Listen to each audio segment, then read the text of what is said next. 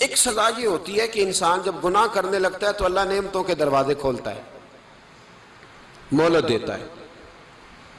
500 سال تک فرعون کو مہلت دی۔ کتنے؟ یہاں جو 5 سال حکومت کر لیتا ہے وہ کہتا ہے سب سے قابل میں ہی ہوں، مجھے مہلت جو ملی ہوئی ہے۔ 500 سال مہلت دی اللہ تعالیٰ نے، اور فرعون کی قوم پر پتہ عذاب کس طرح کے آئے تھے؟ ٹڈیاں مسلط کر دی اللہ نے۔ یہ گھومتی نہیں چھوٹی سی، ہم اپنی زبان میں اس کو کچھ لوگ مختلف ناموں سے یاد کرتے ہیں، کوئی مکڑی کہتا ہے، کوئی کچھ کہتا ہے، مسلط کر دی، جاتی نہیں۔ ان پر بنی اسرائیل کے ان مقابل جو فرعون کی قوم تھی ان پر الزام اس طرح کا عذاب آیا کہ مینڈک مسلط کر دی اللہ تعالیٰ۔ برتن کھولتے تھے اندر مینڈک نکلتا تھا، دنیا کی ہر دوائی استعمال کرتے تھے لیکن مینڈک نکل آتا تھا۔ تھوڑا سا سمجھا کریں چیزوں کو، ہمارے رنگ نہیں زیادہ گورے کہ ہم پر عذاب نہیں آتا۔ کوئی بہت زیادہ اللہ تعالیٰ معاف فرمائے دولت نہیں جمع کرا بیٹھے شاہی خزانے میں کہ ہم سے پوچھا نہیں جائے گا۔ یہ مہلت ہے، مہلت کو مہلت سمجھو۔ پھر جب پکڑ آتی ہے نا اللہ کریم کی، میں نے دیکھا ہے کروڑوں روپیہ، 6 اولادیں۔ ایک شخص کے بچے باہر سے آ رہے تھے، وہ بندہ بیمار تھا، مجھے کہنے لگا حضرت جی دعا کریں میں ان کے آنے سے پہلے مر جاؤں ورنہ آ کے مجھے مار دیں گے، دعا کریں۔ اتنی بے سکونی، کروڑوں روپیہ پڑا ہے تو یہ عذاب نہیں؟ کوئی ضروری ہے کہ پتھر ہی برسیں گے تو سمجھ آئے گی؟ یہ جو سگا بیٹا بوڑھے باپ کے قریب سے گزر جاتا ہے، سلام نہیں لیتا تو اس کو عذاب نہیں سمجھتے؟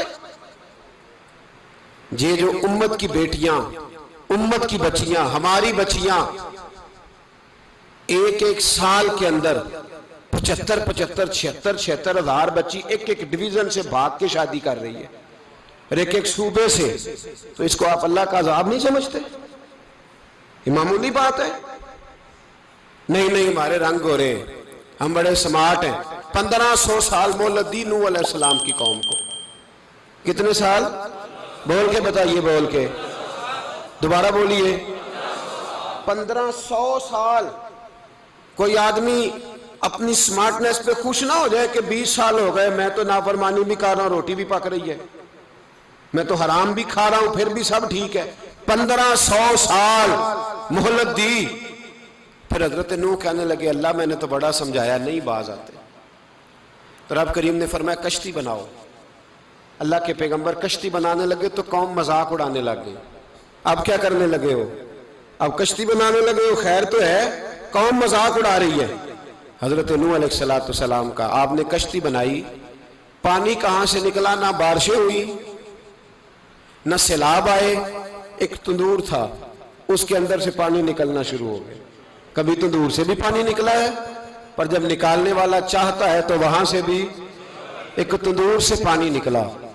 اتنا نکلا، اتنا نکلا، اتنا نکلا کہ قوم ساری ڈوب گئی۔ قرآن مجید کے صفحات شہادت دیں گے کہ حضرت نوح کی قوم کا بچہ بہ گیا، بچے صرف وہ تھے جو حضرت نوح کے ساتھ ہو گئے، تباہ ہو گئی۔ اللہ بے نیاز ہے، بے نیاز۔ 1500 سال مہلت ملے اور تو پھر بھی کہے رب بڑا کریم ہے معاف کر دے گا۔ 1500 سال تجھے گنجائش دے اور تو کہے کوئی نہیں، بات معافی ملنی چاہیے ابھی بھی۔ میرے بھائی، حضرت صالح علیہ السلام کی قوم، حضرت صالح نے تبلیغ شروع کی تو کہنے لگے پہلے معجزہ دکھاؤ۔ جی آج تو نہیں لوگ معجزے مانگتے ہیں، آج بھی لوگ کرامتیں اور معجزے، اللہ معاف کرے، جو چیزیں معجزہ تو ہو نہیں نہ سکتا، لیکن آج بھی لوگ، آپ یقین کریں، کہتے ہیں یہ بڑی نمازیں پڑھتا ہے تو پھر بخشا کیوں نہیں گیا، پھر کیوں نہیں منو سلوہ کیوں نہیں اترا اس پر، پھر میں بھی اسی طرح ہی ہوں، کیا اس کے اندر خوبی آ گئی؟ مولوی بھی ویسے ہی ہے، صوفی بھی ویسے ہی ہے، لوگ مانگ نہیں رہے، لوگ دلیلیں مانگ نہیں رہے، ابھی بھی لوگ بحث نہیں کرتے، کیا فرق آ گیا جی، ویسے ہی ہیں سارے۔ اللہ تعالیٰ سے ڈرنا چاہیے، ہمیں سامنے والے کی طرف دیکھ کر صحیح ہونے کا حکم نہیں ہے، ہمیں اپنی اصلاح کا حکم ہے، اپنی طرف دیکھ کے اپنے آپ کو ٹھیک کرنے کا۔ الزام لگا کے گزر جانا اس کا کوئی مطلب، سنو اور یاد رکھو۔ حضرت صالح علیہ السلام سے کہنے لگے پہلے معجزہ دکھائیں، تو حضرت صالح علیہ السلام نے فرمایا اونٹ کہاں سے پیدا ہوتے ہیں؟ کہا اونٹنی کے بطن سے۔ فرمایا آؤ میں تمہیں پہاڑ کے اندر سے اونٹنی پیدا کر کے دکھاتا ہوں۔ کہاں سے؟ پہاڑ کے اندر سے۔ حضرت نوح ساتھ لے کے گئے تو پہاڑ کے اندر سے اونٹنی نکلی، اور اونٹنی بھی گابن تھی، اس کے پیٹ میں بچہ، اور اونٹنی اتنا دودھ دیتی تھی کہ ساری بستی دودھ پی جاتی تھی، پھر بھی دودھ بچ جایا کرتا تھا۔ لیکن حضرت نوح علیہ السلام نے فرمایا اب تم نے دیکھ تو لیا یہ اسے، یہ جتنا دودھ دے گی روٹی بھی اتنی کھائے گی، ایک دن تم سارے پانی پیو گے، ایک دن یہ سارا پانی پیا کرے گی، ایک دن تم سارے باقی جانوروں کو گھاس کھلاؤ گے، ایک دن یہ اونٹنی، اور اونٹنی کا نام کیا؟ ناقۃ اللہ، اللہ کی اونٹنی۔ کس کی اونٹنی؟ نام کیا ہے؟ اللہ کی، یہ اللہ کی اونٹنی ہے۔ تو حضرت نوح علیہ السلام کی اونٹنی فرمایا اس کی بے ادبی نہ کرنا۔ باز نہیں آئے لوگ، باز نہیں آئے، کہنے لگا جی دودھ دینا تو ٹھیک ہے، پر یہ جو سارا پانی پی جاتی ہے نا یہ صحیح نہیں، یہ جو ساری گھاس کھا جاتی ہے یہ نہیں ٹھیک، دودھ دینا تو ٹھیک ہے پر یہ نہیں صحیح۔